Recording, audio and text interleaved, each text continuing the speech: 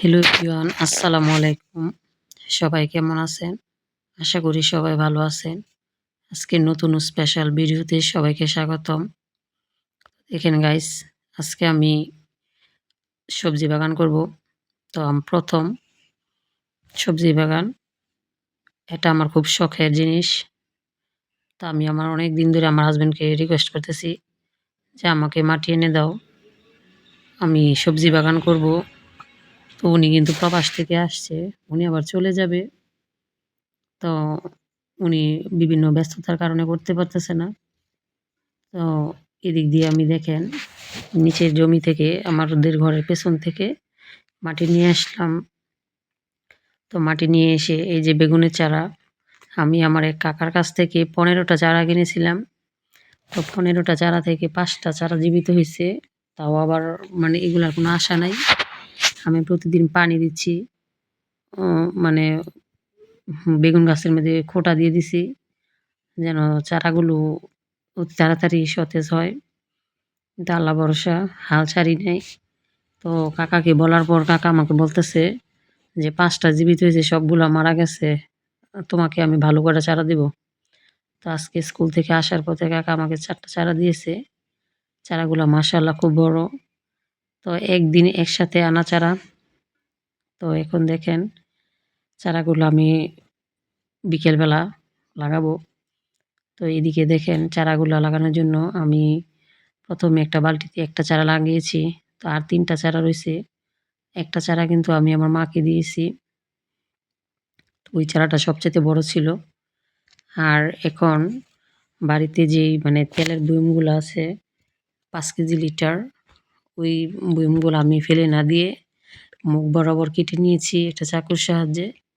তারপর এটার ভিতরে গোবর, ছালি এবং মাটি মাখানো যে মানে মাটিগুলা, এগুলা দিয়ে একটার পর একটা চারা আমি লাগিয়ে নিলাম। আর এদিক দিয়ে দেখেন চারা লাগানোর পর রাতের বেলা চলে আসলাম বিরিয়ানি রান্না করবো আজকে। তো আজকের বিরিয়ানি রান্নাটার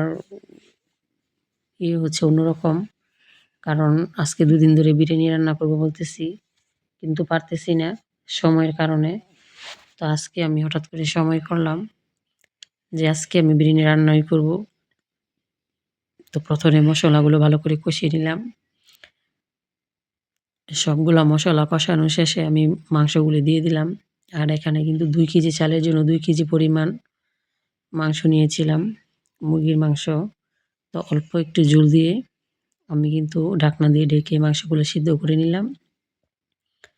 আর আমি যেহেতু আমার নিজের ভিডিও আমি নিজে করি, তাই সব কিছুই দেখাতে পারি না। তো এখন দেখেন আমি চালগুলো দিয়ে পর্যাপ্ত পরিমাণ পানি দিয়ে দিলাম। আর প্রথম মাংস কষানোর সময় কিন্তু আমি বিরিয়ানি মশলা দিয়েছিলাম, আর এখন কিন্তু আবার মশলা দিয়ে দিচ্ছি। তো এদিকে দেখেন ফাইনালি আমার বিরিয়ানি রান্না হয়ে গেছে। তো সবাইকে প্লেটে প্লেটে বেড়ে দিচ্ছি আর আমার মেয়ের জন্য টিফিন নিয়ে। আর এদিক দিয়ে দেখেন চলে আসলাম পরদিন দুপুরবেলা। আগের দিন গতকালকে রাত্রে যা বিরিয়ানি রান্না করলাম, ওই বিরিয়ানি আজকে সকাল পর্যন্ত খেলাম। তো এখন দেখেন এদিকে আমি এখন রান্না করব দুপুরের জন্য কবুতরের মাংস। তো আমাদের নিজের পালা কবুতর, একটা বাচ্চা ফুটাইছে এবার প্রথম। তো এটা আজকে রান্না করব, যেহেতু আমার হাজবেন্ড চলে যাবে, উনি গেলে আর মানে কবুতরের বাচ্চা খাইতে পারবে না। তো এদিক দিয়ে আমি কবুতর রান্নার জন্য প্রথমে কড়াইতে তেল আর পেঁয়াজ ভালো করে ভেজে নিয়েছি। এখন দিয়ে দিলাম আদা রসুন দিয়ে অল্প একটু পানি দিয়ে দিলাম। তো আমি কিন্তু সবসময় যে কোনো রান্নার সময় পেঁয়াজের সাথে সাথে সাথে লবণ দিয়ে ফেলি, যাতে পেঁয়াজটা ভালো করে ভাজা হয়ে যায়। তো এই পেঁয়াজ ভাজা শেষে এখন আমি দিয়ে দিলাম জিরার গুঁড়া, হলুদের গুঁড়া, মরিচের গুঁড়া। তো দিয়ে ভালো করে নেড়ে চেড়ে নেব। তো দেখেন মশলাটা কষানো শেষ। আর আমার কিন্তু মরিচের গুঁড়া খুব কম খাওয়া হয়, কারণ আমার হাজবেন্ড কিন্তু ঝাল খায় না। আমরা সবাই খাই, কিন্তু উনি খায় না। আর এখন দিয়ে দিলাম তেজপাতা, দারচিনি, এলাচ। তো ভালো করে নেড়ে চেড়ে মশলাটা যখন কষানো হবে, উপরে তেল ভাসবে। তেল বের হওয়ার পর আমি কবুতরের মাংসগুলো দিয়ে দিলাম। আর এখন ভালো করে নাড়াচাড়া করে আমি কিন্তু আলু দিয়ে রান্না করব না। আগে কিন্তু ছোট আলু দিয়ে রান্না করতাম বা বড় আলু ছোট, ছোট করে কেটে রান্না করতাম। আজকে কিন্তু আমি শুধু খালি মাংস, একটা কবুতরের বাচ্চা দেখেন মাশাআল্লাহ অনেকখানি হয়েছে। আমরা সবাই কিন্তু দুপুরবেলা খেয়ে আবার রাতে খেতে পারছি। তো আমরা ৪ জন মানুষ, ৪-৫ জনে, কারণ আমার ছোট মেয়েটা তো খায় না। ও বাদে আমরা সবাই খেয়েছি। যাক, অল্পতেই কিন্তু আল্লাহর রহমত আনে, বরকত আনে। তো অল্প একটু তরকারি দিয়ে আজকে দুপুর আর রাত চালিয়ে দিব।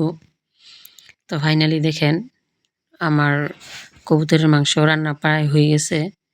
তো কবুতরের মাংসের ঝোল কিন্তু অতটুকুই রাখবো আজকে। আজকে বেশি ভুনা, ভুনা করব না। যেহেতু অন্য কোনো সবজি বাজার-টাজার নাই ঘরে। তো এদিকে দেখেন আমার কবুতরের মাংস রান্না করা শেষ। আর মাশাআল্লাহ কালারটা খুব সুন্দর হইছে। আর কবুতরের মাংস রান্না শেষে এখন আমি আলু সিদ্ধ করে নিয়েছি। আলু ভর্তা বানাবো। তো দুপুরবেলা আলু ভর্তা আর সাথে থাকবে কবুতরের মাংস। তো ফাইনালি আলু ভর্তা বানানোর জন্য আলু আমি আগেই সিদ্ধ করে নিয়েছিলাম। এগুলো হচ্ছে দেশি ছোট আলু। তো আলুগুলো ভালো করে ছিলে নিয়ে মরিচটা প্রথমে লবণ আর পেঁয়াজ দিয়ে ভালো করে মেখে নিব। তো মরিচ আর পেঁয়াজ মাখানোর শেষে তারপর আলুগুলো মেখে নেব। তো আলুর ভর্তা কিন্তু আমাদের সবারই খুব প্রিয়। কিন্তু আমার মেয়ে, ছেলে বা আমার হাসব্যান্ড সবাই সরিষার তেল দিয়ে খায়। আমি কিন্তু খেতে পারি না। আমার একটা ধাক, ধাক লাগে, ভালো লাগে না। তো এদিকে দেখেন আলু ভর্তা বানানো শেষ। আর অল্প একটু ভর্তা দেখা যাচ্ছে, ওটা ছোটো মেয়ের জন্য, সে ঝাল খায় না। আর এখন দেখেন আলু ভর্তা বানানো শেষ। ধন্যবাদ। আর এদিকে দেখেন আমি আরেকটা জিনিস নিয়ে চলে আসলাম, আমাদের গাছের জলপাই। আর এই জলপাইগুলো কিন্তু গাছ থেকে অলরেডি প্রতিদিন ৪ থেকে ৫ কেজি জলপাই নিচে পড়ে থাকতেছে। আজকে সকালবেলা আমার ছেলে ৫ কেজি জলপাইয়ের মতো কুড়াইছে। তো তার সাথে কিন্তু তার বন্ধু ছিল, সে নিয়ে গেছে ২ কেজি আর আমার ছেলে আনছে ৩ কেজি। তো এই জলপাইগুলো আমি এখন দেখে, দেখে ভালো করে পাকনা, পাকনা জলপাই, একটাও কাঁচা না, ২-১টা কাঁচা ছিল। তো কাঁচাগুলো রেখে আমি পাকনাগুলো ভালো করে মেখে নিচ্ছি। আমি এখন রাতের বেলা জলপাইয়ের আচার বানাবো। তো জলপাইয়ের আচার বানানোর জন্য দেখেন আমি ৫ ফোড়ন, তারপরে সাথে দিয়ে দিলাম মরিচ, এগুলো ভালো করে বেটে নিলাম, লবণ, ধনিয়ার গুঁড়া, তারপর সাথে দিয়ে দিলাম অল্প পরিমাণ হলুদের গুঁড়ো, মরিচের গুঁড়ো। আর এখন ভালো করে মেখে নেব। ভালো করে মেখে তারপর আমি আচারটা বানাবো। আর এদিক দিয়ে দেখেন আমি কড়াইতে তেল দিয়ে দিলাম জলপাই মাখানো শেষে। তেলটা যখন গরম হয়ে গেল তখন দিয়ে দিব জলপাই। তো জলপাইগুলো আমি কিন্তু ধাপে, ধাপে দিয়ে দিয়েছি। আর জলপাইয়ের আচার খেতে কিন্তু খুবই সিজনের যে ফলটা, এটা খেতে যেরকম ভালো লাগে, মানে সিজন ছাড়া কিন্তু এরকম ভালো লাগে না। আর আমাদের কিন্তু অলরেডি ৬-৭টা গাছ আছে জলপাইয়ের। তো আমাদের যেহেতু ভাই নাই, বাবা নাই, তো আমার মা ওইগুলো গাছ থেকে আনতে পারে না। সব বাচ্চা-কাচ্চারা খেয়ে ফেলে।